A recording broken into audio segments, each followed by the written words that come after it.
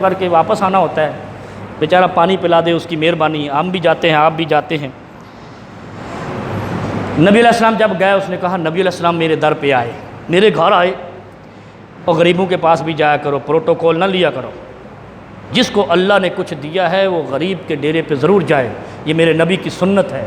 تکبر نہیں کرو، تکبر سے سب کچھ چھن جاتا ہے، جو قوم تکبر کرتی ہے اللہ اس کو مجبور بنا دیتا ہے۔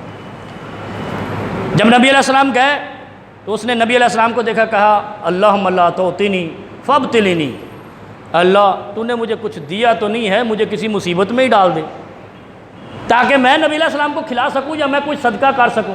سوچ دیکھو، اے اللہ آج میں شرمندہ ہوں۔ جب کوئی آدمی سیٹھ آ جائے نا غریب کے، تو وہ بیچارہ کملا ہو کے پھر رہا ہوتا ہے، میں کچھ دے دوں، میں کچھ کھلا دوں، میں کچھ پلا دوں، کوشش ہوتی ہے۔ یہ ہماری نفسیات ہیں۔ کوئی تگڑا آدمی آ جائے، اپنے بچوں کو کھانا نہ کھلائے تو ایس ایچ او کو وی آئی پی پروٹوکول دیتا ہے تاکہ کوئی ایف آئی آر نہ بن جائے۔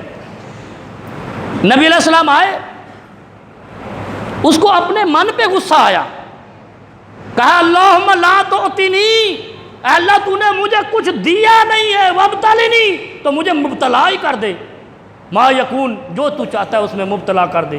کیوں مبتلا کر دے؟ اس لیے مبتلا کر دے کہ میں بیمار ہوتا تو میرے گناہ بھی جھڑتے اور جان کا صدقہ بھی اتر جاتا، اور آج میرے پاس نبی علیہ السلام آئے، میرے پاس دینے کے لیے کچھ بھی نہیں، تو نہیں کچھ بھی نہیں۔ نبی علیہ السلام نے کہا سبحان اللہ سبحان اللہ۔ جواب میں کیا کہا؟ فقال النبی سبحان اللہ لا تطیقہ، یہ جو اللہ نے تجھے مصیبت دی ہے غربت والی، اس سے بڑی اگر اللہ نے مصیبت دے دی تو تیری طاقت نہیں ہے برداشت کرنے کی۔ اس کا علاج ہے غربت کا علاج۔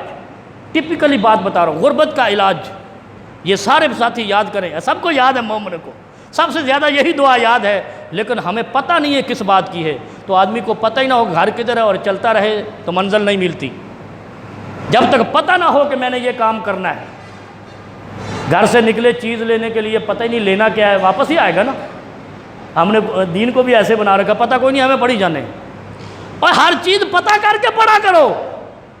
غریب آدمی کے پاس نبی علیہ السلام گئے، وہ پریشان ہو گیا، کہا یا اللہ تو مجھے کسی مصیبت میں ڈال دے تاکہ میرے پر یہ دن نہ رہے اور میں مصیبت میں مبتلا ہو جاؤں، میری جان کا بھی صدقہ نکلے اور میرے پریشانیوں میں ہوں گا تو کسی کو کچھ دینا بھی نہیں پڑے گا۔ اللہ کے نبی صلی اللہ علیہ وسلم نے کہا لا تطیقہ، اللہ سے پریشانی نہ مانگو، ابتلا نہ مانگو، بلکہ فرمایا جب بھی یہ حالات آ جائے غربت کا علاج، ہم غریبی میں پڑے ہوئے ہیں، ہمیں پتہ ہی کا نہیں کرنا کیا ہے، کہا اللہم آتنا فی الدنیا حسنۃ وفی الآخرۃ حسنۃ وقنا عذاب النار انما الاعمال بالنیات۔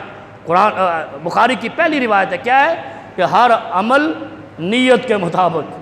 اب ہماری نیت ہی نہیں ہوتی، ہم پہلے نیت کریں اے اللہ ہماری غربت کو دور کر دے، پھر کہیں اللہم آتنا فی الدنیا حسنہ وفی الآخرۃ حسنہ وقنا عذاب النار، اے اللہ دنیا بھی سونی کر دے، آخرت بھی سونی کر دے، وقنا عذاب النار، اور وفی الآخرۃ حسنہ وقنا عذاب النار، اور آخرت کے عذاب سے بھی بچا لے۔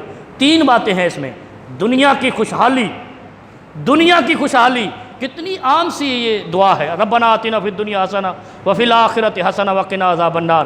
نبی علیہ السلام نے کس کو بتائی؟ جو غربت کی چکی میں پس رہا تھا، جو غربت کی چکی میں پس رہا تھا، اس کو کیا کہا؟ اللہم آتنا فی الدنیا حسنہ وفی الآخرۃ حسنہ وقنا عذاب النار۔ یہ پڑھا کر تو غربت سے نکل جائے گا۔ آج سے یہ عہد کریں کہ انشاءاللہ ہم نے یہ آیت اس نیت کے ساتھ پڑھنی ہے، کیونکہ نیت کے بغیر عمل کا کوئی اعتبار نہیں۔ وآخر دعوانا